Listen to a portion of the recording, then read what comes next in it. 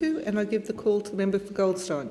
Thank you, Deputy Speaker. And can I begin, Deputy Speaker, by congratulating the hard-working, diligent and committed member for Brisbane for bringing this motion forward. There are few people in this federal parliament that I think have demonstrated such a strong commitment, not just to their constituents, but also to the economic reform that this country needs. So to have a member like the member for Brisbane serve his community as strongly as he does by bringing forward the motion such as this is so critical, because what he understands, Deputy Speaker, is that the foundations of this country does not come from fiddling bureaucrats and politicians in Canberra, messing in people's lives and telling them how best to live them.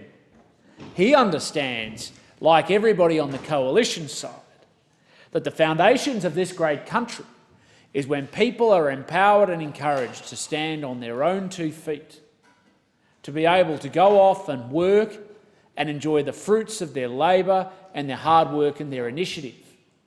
When those people come together and form families and are in a financial position to be able to care and support for each other, that's the foundation of strong communities, Deputy Speaker. That's the foundation of a strong nation.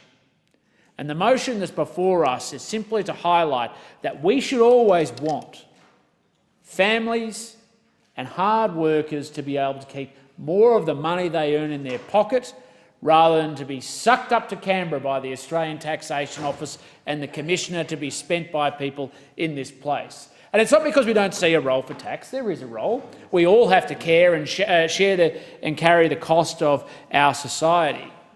But that when people have more money in their pocket, they have more choices about the future of this country and of their own family. You have the incentives in place. One of the great liberal philosophers of the 20th century regularly spoke about what happens when people have more money in their pockets. They be able to decide their own future and their own destiny. And of course, we don't have all the information that we need to be able to run this country in Canberra. It might seemingly make sense that we live in this sort of perfect society where politicians and bureaucrats and regulators just pull levers to be able to direct the nation in one country or another. But that's what we see in other societies. The strength of our country comes from the individual up. And that's why cutting taxes, and particularly income tax, is so critical. Because income tax is the clearest way the government comes and gouges out of people's pockets and takes their hard-earned earnings to the benefit of politicians and regulators.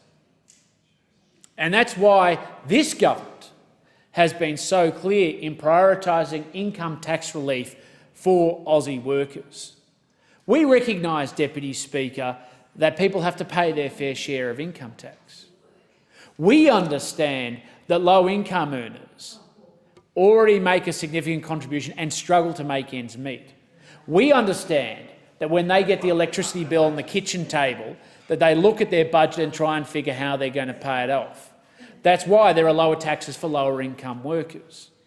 We understand that for the millions of Australians as part of the middle class, the middle-income earners during those critical years, particularly of their life, when they're doing okay, but they're trying to get ahead, that the job of Canberra isn't to come in and thrust the hand of big government in their pocket and take as much as they can out.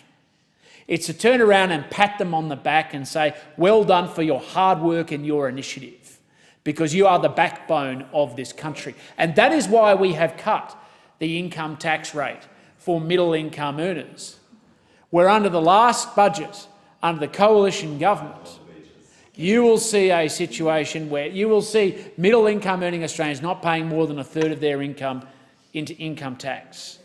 But more critically, for the higher income earners, they will continue to pay a higher tax rate to share the burden across the whole of the country. And yes, those opposite have raised the challenge of making sure government lives within its means.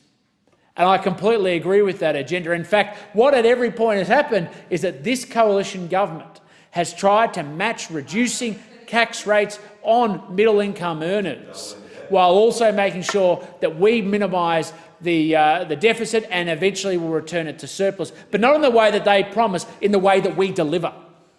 Deputy Speaker, we have done the economically responsible pathway, or gone down the economically responsible pathway, and it's by encouraging initiative, encouraging reward and encouraging economic opportunity.